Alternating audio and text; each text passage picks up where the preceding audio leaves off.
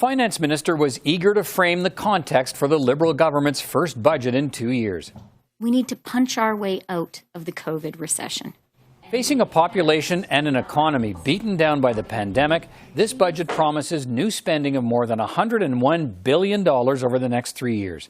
The signature promise, a new subsidized national, primarily not-for-profit childcare and early learning program.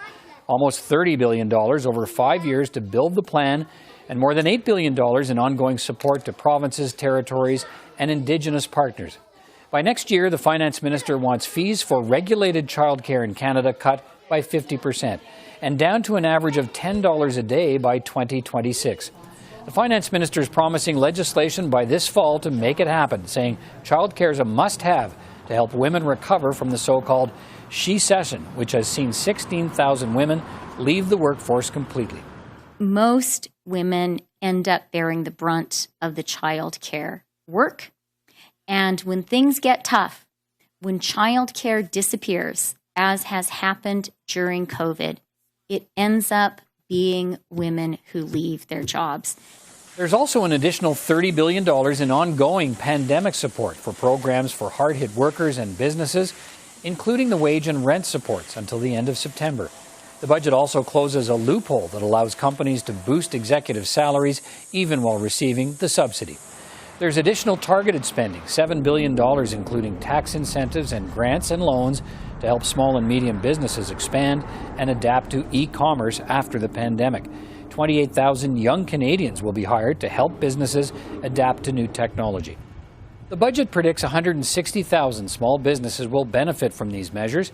There's also $1 billion to help tourism businesses recover after the pandemic. The budget also promises $3 billion over 5 years to ensure provinces and territories apply standards for long-term care and make permanent changes. There's a one-time top-up in August of $500 to old-age security recipients 75 and older who faced extra costs during the pandemic, and a promise to those same seniors that they'll get an annual 10% increase in OAS payments starting in July of 2022. The budget also promises legislation to implement a $15 federal minimum wage. There's nearly $9 billion more over 6 years to enrich the Canada Workers' Benefit for another 1 million low-wage employees. And there's more spending to tackle inequality in Canada. The budget invests $18 billion over the next 5 years to close the health, education, and economic gaps between Indigenous and non-Indigenous peoples. $300 million will go to funding Black-led initiatives to fight racism and support Black-led nonprofit organizations. The budget also proposes $3.8 billion in new and existing funding to repair, build, or convert 35,000 affordable housing units.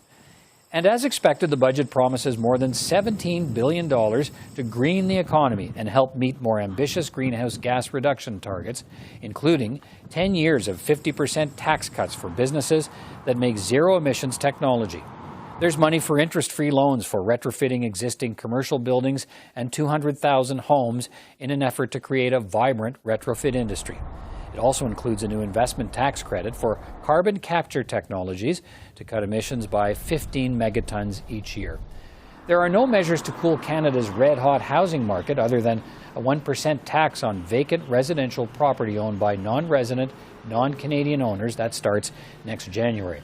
And the budget proposes a sales tax of 3% of revenues on digital giants starting next January. That will add $200 million to government coffers next year, $900 million the year after that. There is a new tax on luxury cars and private aircraft valued at more than $100,000 and boats worth over $250,000. That starts next year. Now, anyone looking for detailed timetables for returning to balanced budgets will be disappointed. The budget reveals a deficit for this year of $354.2 billion. For next year, it's expected to be just under $155 billion, but could be up to $15 billion higher than that if pandemic restrictions continue longer than predicted. The deficit drops to just over $30 billion by 2026.